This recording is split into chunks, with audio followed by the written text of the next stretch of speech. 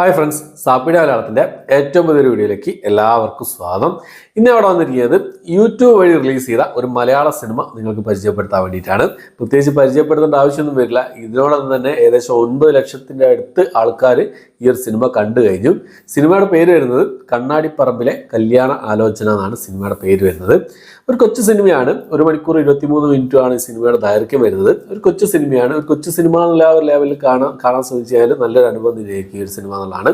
ഇത് കുറച്ച് ദിവസം മുമ്പേ സൈനാപ്ലേ OTT പ്ലാറ്റ്ഫോമിൽ റിലീസ് ചെയ്ത വയസ്സെത്രയായി 36 എന്ന സിനിമ നിങ്ങൾ കണ്ടിട്ടുണ്ടാവും. ആ ഒരു സിനിമയുടെ ഒരു തീമാണ് ഈ ഒരു സിനിമയ്ക്ക് എന്നുള്ളതാണ്. ആ സിനിമ കണ്ടു കഴിഞ്ഞതിന് ശേഷം ആ സിനിമ എനിക്ക് നല്ലപോലെ ഇഷ്ടപ്പെട്ടു. ഞാൻ അതിൻ്റെ റിവ്യൂ ഒക്കെ ചെയ്തിട്ടുണ്ട്. അപ്പോൾ ആ ഒരു സിനിമ കണ്ടു കഴിഞ്ഞതിന് ശേഷമാണ് അതുപോലെ തന്നെയുള്ളൊരു സിനിമ യൂട്യൂബ് റിലീസ് ചെയ്തിട്ടുണ്ടെന്നുള്ള കാണാൻ സാധിച്ചത്. അങ്ങനെ ഈ സിനിമയും, അതായത് കണ്ണാടിപ്പറമ്പിലെ കല്യാണ ആലോചന എന്ന ഈ ഒരു സിനിമയും കാണാനിടയായി. അപ്പോൾ കണ്ടു കഴിഞ്ഞപ്പോൾ എനിക്ക് ഈ സിനിമ ഇഷ്ടപ്പെട്ടോ ഇല്ലയോ എന്നുള്ളതാണ് ഇന്നത്തെ വീഡിയോ നമ്മൾ പരിശോധിക്കാൻ പോകുന്നത്. ഒരു ഏവറേജ് തൊട്ട് മുകളിലുള്ള ഫീലാണ് എനിക്ക് ഈ ഒരു സിനിമ സമ്മാനിച്ചതാണ്. സിനിമയിൽ പ്രധാന വേഷം കൈകാര്യം ചെയ്തിട്ടുള്ളത് ഒന്ന് ചിത്രാനായരാണ്. ചിത്രാനായരെ നിങ്ങൾക്ക് അറിയാവുന്നതാണ്. ഹൃദയഹാരിയായ പ്രണയധാരണ സിനിമയിലെ നായികയായിട്ട് വന്നതാണ്. അപ്പോൾ അവരുണ്ട്. പിന്നെ ശ്രീലേഷ് ബാലകൃഷ്ണൻ ഉണ്ട്. അതുകൂടാതെ നായകനായിട്ട് വന്നിട്ടുള്ളത് സിജിൻ സിജു ആണ് നായകനായിട്ട് വന്നിട്ടുള്ളത്. ഇവരൊക്കെയാണ് ഈ സിനിമയിൽ പ്രധാന വേഷം കൈകാര്യം ചെയ്തിട്ടുള്ളത്. സിനിമ സംവിധാനം ചെയ്തിട്ടുള്ളത് ജിറ്റിക്സ് ആണ്. സ്ക്രിപ്റ്റ് എഡിറ്റിംഗ് സംവിധാനമൊക്കെ അദ്ദേഹം തന്നെയാണ് ചെയ്തിട്ടുള്ളത്. അദ്ദേഹത്തിൻ്റെ യൂട്യൂബ് ചാനൽ തന്നെയാണ് ജിറ്റിക്സ് എന്ന് പറഞ്ഞ യൂട്യൂബ് ചാനലാണ് ഈ സിനിമ റിലീസ് ചെയ്തിട്ടുള്ളതാണ്. നിങ്ങൾക്ക് വേണ്ടി ഒരാൾ എവിടെയെങ്കിലും കാത്തിരിപ്പുണ്ടാവും. ഈ ഒരു ടാഗ് ലൈനോട് കൂടിയാണ് ഈ ഒരു സിനിമ എന്നുള്ളത്. ഈ സിനിമയുടെ ഞാൻ പറഞ്ഞല്ലോ, ആ ഒരു പരിമിതികൾക്കുള്ളിൽ നിന്ന് അവർ ചെയ്തു വെച്ച ആ ഒരു സംഭവം എന്നുള്ളത്, 1 മണിക്കൂർ 23 മിനിറ്റുള്ള ആ ഒരു സംഭവം എന്നുള്ളത് വളരെ മികച്ച രീതിയിൽ തന്നെ അവർ ചെയ്തിട്ടുണ്ട്. എഡിറ്റിംഗ് വർക്ക് ആയിക്കോട്ടെ, എന്താ പറയുക, മ്യൂസിക് ആയിക്കോട്ടെ, ഇതിലെ അഭിനയിച്ച ആൾക്കാരുടെ പെർഫോമൻസുകളായിക്കോട്ടെ, എല്ലാം മികച്ച രീതിയിൽ തന്നെ ചെയ്തിട്ടുണ്ട്. ഡബ്ബിങ്ങും വലിയ കുഴപ്പമില്ലാത്ത രീതിയിൽ തന്നെ ചെയ്യാൻ സാധിച്ചിട്ടുണ്ട് എന്നുള്ളതാണ്.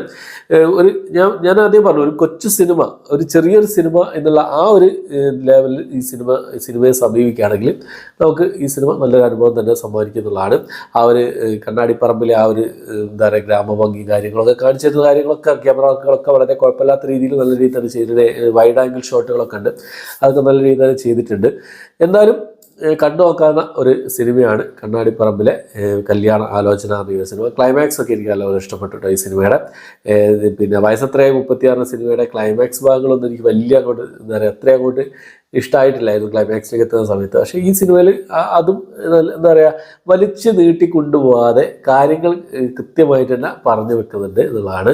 ലാസ്റ്റ് ഒരു ട്വിസ്റ്റ് പോലെയൊക്കെയാണ് ക്ലൈമാക്സ് നമ്മളെ മുന്നിലേക്ക് എത്തിയത്. പക്ഷേ പ്രഡിക്റ്റബിളൊക്കെ തന്നെയാണ്. കൂടുതൽ സിനിമകളൊക്കെ കാണുന്ന ആൾക്കാർക്ക് പ്രഡിക്റ്റ് ചെയ്യാവുന്ന സംഭവങ്ങളൊക്കെ തന്നെയുള്ളൂ. എന്നാലും കണ്ടിരിക്കാവുന്ന ഒരു സംഭവം തന്നെയാണ് ഈ സിനിമയിലെ സ്റ്റോറി ഉള്ളത്.